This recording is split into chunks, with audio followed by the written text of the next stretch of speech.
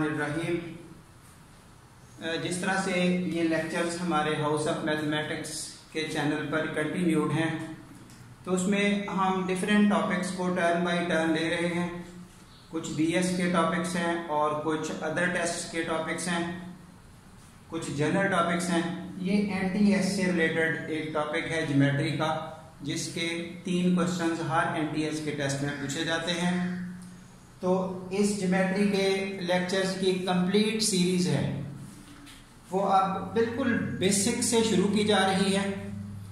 Basic geometry का पहला lecture, जिसमें बज़ाहिर कुछ बातें ऐसी भी लगेंगी बच्चे को कि ये बहुत माइनर लेवल की हैं, लेकिन जो हमारा एनटीएस वगैरह का टेस्ट है उसमें ये बेसिक्स पूछी जा रही हैं। और कुछ ऐसी पोजीशन भी होती है जहां पर ये बेसिक्स से बच्चे का इल्म या नॉलेज उस तरह का नहीं होता, वो कम से कम उन चीज़ों को मिक्स कर रहा होता है। सो बिल्कुल बेसिक से स्टार्ट कर रहे हैं और इंशाल्लाह इस ज्योमेट्री के लेक्चर्स की सीरीज को कंटिन्यू करते हुए एंड तक हर चीज़ ज्योमेट्री से रिलेटेड कवर हो जाएगी, जिसमें फिर जिस टेस्ट में भी बच्चा बैठेगा उसके ये मसाइल इंशाल्लाह नहीं होंगे। हर तरह का मसला बच्चे का सॉल्व हो जाएगा। सो ये स्टार्ट हो रहा है एक पॉइंट से ये देखिए एक पॉइंट है। अब पॉइंट की डेफिनेशन क्या चीज होती है? सिंपल ए डायमेंशन लेस क्वांटिटी, यानी कि जिसकी कोई डायमेंशन ना हो। Dimension means length, width, height, ये चीजें आती हैं डायमेंशन में। ना लेंथ है, ना विड्थ है, ना हाइट है, तो फिर जस्ट एक पॉइंट किस चीज का नाम हुआ, फिर ऐसी ही क्वांटिटी को पॉइंट कहते हैं। ये पॉइंट से क्यों स्टार्ट किया गया? क्योंकि पॉइंट मिलके ज्योमेट्री की तमाम डायग्राम्स बनाते हैं। जैसा कि जब ये पॉइंट इस तरह एक लाइन में अरेंज होना शुरू हो जाए तो ये सेट ऑफ पॉइंट से एक लाइन बनाता है। इसी तरह से अगर ये सेट ऑफ पॉइंट्स यूं, a set of points which are at equal distance from a fixed point, a set of points which are at equal distance from a fixed point, तो ये सर्कल बना रहे हैं। यही डेफिनेशंस हैं इनकी। तो इस तरह से ज्योमेट्री की जिस डायग्राम की, जिस फिगर की आप बात करेंगे, आपको बेसिक पॉइंट नजर आएगा, फिर पॉइंट्स का सेट आपस में तरतीब लगा के वो डायग्राम बना देगा। इसलिए बात पॉइंट से शुरू हुई। पॉइंट की डेफिनेशन, उसके बाद एक रे क्या होती है। अब देखिए रे, लाइन और लाइन सेगमेंट, ये 3 आर्टिकल्स हैं, 3 वैल्यूज हैं, इनका फर्क। रे एक ऐसी लाइन का नाम है, ऐसे सेट ऑफ पॉइंट्स की अरेंजमेंट का नाम है जो एक जगह से स्टार्ट होके दूसरी तरफ को बढ़ती जा रही लाइन है। यानी कि ये स्टार्टिंग पॉइंट कहीं से भी होगा, उसके बाद वो किसी भी साइड को बढ़ता जाएगा, just one side A B ray, इसको ऐसे लिखा जाता है।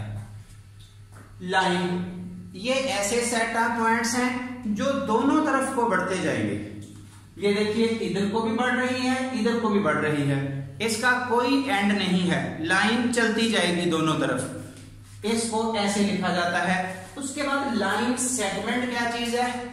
ये एक पीस ऑफ लाइन है, यानी कि उस लाइन को अगर हम ऐसे दरमियान से काट दें यूं, ये सी हो गया, ये डी हो गया, तो यहां से सी डी ये लाइन सेगमेंट है, यानी कि कटी हुई लाइन है, दोनों तरफ से कट गई, तो ये सी डी लाइन सेगमेंट। उसके बाद ये रेज लाइंस आपस में मिलके डिफरेंट फिगर्स को क्रिएट कर रही होती हैं। तो स्टार्ट लिया जा रहा है एंगल से।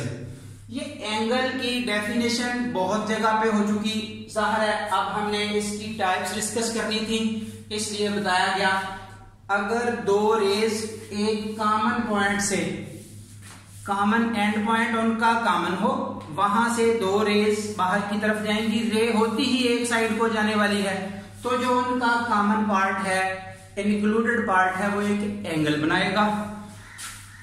एंगल अगर हम एंटी क्लॉकवाइज मेजर करते हैं तो पॉजिटिव लेने हैं, क्लॉकवाइज मेजर करते हैं तो नेगेटिव लेने हैं। ये भी एक इंपॉर्टेंट इशू होता है पॉजिटिव और नेगेटिव मेजर का। ये नोट बना के लिख दिया गया। इस कॉमन पॉइंट को वर्टेक्स कहते हैं, वर्टेक्स ऑफ द एंगल। उसके बाद ये टाइप्स ऑफ एंगल्स। यूं तो बच्चे ने स्टडी किया हुआ है बहुत छोटे लेवल से कि acute angle, obtuse angle, right angle, लेकिन उनकी उस तरह की वर्जन्स बच्चे के पास अवेलेबल नहीं है। मसलन greater than 90, smaller than 90, equal to 90। ये बातें तो बजा कि जब हम लेस देन 90 कहेंगे तो वो एक्यूट होगा, लेकिन उसकी रेंज होगी 0 से 90 तक। ना 0 डिग्री का एंगल शामिल होगा, ना 90 का शामिल होगा। 0 to 90 की रेंज है। इसके इन बिटवीन यानी कि 0 is less than, theta is less than 90, ये वाली रेंज आपकी एक्यूट एंगल को शो करती है। ये एंड दोनों शामिल नहीं है। राइट एंगल एग्जैक्टली इस 90 डिग्री के एंगल को राइट कहेंगे। ऑब्ट्यूस, इसकी भी वही पोजीशन 90 से बड़ा, लेकिन 90 से बड़ा कहां तक, ये वो छोटे छोटे फर्क हैं जो जनरली हमें एमसीक्यू में डिस्टरबेंस क्रिएट कर रहे होते हैं। मसलन क्या ग्रेटर देन 90 जो हम छोटी क्लासेस में पढ़ चुके हैं सफिशिएंट है कहना? Answer is no. 90 to 180, 90 से बड़ा जरूर है, लेकिन आगे भी उसकी एक रेंज है। कहां तक? 180 तक। अब 90 to 180 के दरमियान जो एंगल है वो वाला हो गया ऑब्ट्यूस एंगल। फिर जैसे 90 वाले का नाम राइट हो गया, तो व्हाट अबाउट 180? 180 वाले एंगल का भी एक नाम है। 180 वाले एंगल को स्ट्रेट एंगल कहते हैं, क्योंकि ये जस्ट एक लाइन पर ऐसे होता है, 180 इधर से भी इधर से भी, तो इसलिए इसको स्ट्रेट एंगल कहते हैं। Being constructed on a straight line. इधर से पढ़ेंगे प्लस का 180 और इधर से पढ़ेंगे माइनस का 180, क्लॉकवाइज और एंटी क्लॉकवाइज का ख्याल करते हुए। हाँ जी, ये एक और क्वेश्चन ऐसे ही छोटे टेस्टों में आ रहा होता है, रिफ्लेक्स एंगल। रिफ्लेक्स एंगल की वर्थ क्या है? वो एंगल जो 180 से आगे बढ़ेगा, 180 से लेकर 360 तक। अब देखिए 180 भी शामिल नहीं है, 360 भी शामिल नहीं है, तो इनके जो इन बिटवीन एंगल आएगा that will be reflex angle. और फिर 360 वाला एंगल दोबारा 0 से अटैच हो जाएगा, एक चक्कर लगा के हम 0 से मिल जाएगा। वो एक सर्कल के एंगल होते हैं। अगर कोई पूछेगा एक सर्कल में कितने एंगल होते हैं, तो आंसर इज 360। तो इस तरह से ये डिफरेंट एंगल्स का कंसेप्ट है। उसमें ये कुछ फार्मूले बनाए गए हैं कि obtuse angle plus acute angle, ये दोनों मिलके स्ट्रेट एंगल होता है 180 का। ऑब्ट्यूस एंगल निकालना हो तो 180 माइनस एक्यूट, एक्यूट निकालना हो तो 180 माइनस ऑब्ट्यूस, रिफ्लेक्स निकालना हो तो 360 माइनस एक्यूट। यानी कि ये इस स्टाइल से ना क्वेश्चंस पूछे जा रहे होते हैं कि अगर एक एंगल इतना है तो इसका रिफ्लेक्स कितना होगा, अगर एक एंगल इतना है तो इसका ऑब्ट्यूस कितना होगा। सो उस वक्त आपको ये फार्मूले हेल्प करेंगे। लास्टली एक नाम आता है स्टैंडर्ड एंगल, जिसको कहते हैं एंगल इन स्टैंडर्ड फॉर्म। हर चीज का एक स्टैंडर्डाइज्ड प्रोपोर्शन होता है, तो एंगल की स्टैंडर्ड पोजीशन किस चीज का नाम है? अगर किसी एंगल का जो वर्टेक्स है, स्टार्टिंग पॉइंट है, वो ओरिजिन पर हो 0 0 पर, और उसकी इनिशियल रे, एंगल की जो ये स्टार्ट वाली रे है उसको इनिशियल कहते हैं, और जो सात बनती है जो उसको एंगल को जनरेट करती है उसको टर्मिनल बोलते हैं। तो अगर इनिशियल रे पॉजिटिव एक्स एक्सिस पर, टर्मिनल रे जहां मर्जी हो तो, और वर्टेक्स उसका ओरिजिन पर हो, ऐसे एंगल को स्टैंडर्ड पोजीशन का एंगल कहते हैं, स्टैंडर्ड फॉर्म का एंगल कहते हैं। जैसा कि ये एंगल स्टैंडर्ड फॉर्म का है, ये देखिए दोनों एंगल स्टैंडर्ड फॉर्म के नहीं हैं, स्टैंडर्ड पोजीशन के नहीं हैं। किस वजह से? इसकी जो वर्टेक्स है वो तो ओरिजिन पर है, लेकिन इसकी जो इनिशियल रे है वो पॉजिटिव एक्स एक्सिस पर नहीं है। यहां पर क्या है? इसकी इनिशियल रे तो पॉजिटिव एक्स एक्सिस पर है, लेकिन इसका जो वर्टेक्स है, ये देखिए टर्निंग पॉइंट इसका कहां पे है? वो ओरिजिन पर नहीं है, इसलिए ये दोनों पोजीशंस ऐसी हैं जो स्टैंडर्ड फॉर्म की नहीं है। इसी तरह एक ट्राइंगल बनती है, ट्राइंगल के ये एंगल ये स्टैंडर्ड फॉर्म के नहीं होते, क्योंकि उसमें कोई भी ऐसी चीज नहीं है जो उसका ओरिजिन स्टार्ट से करे।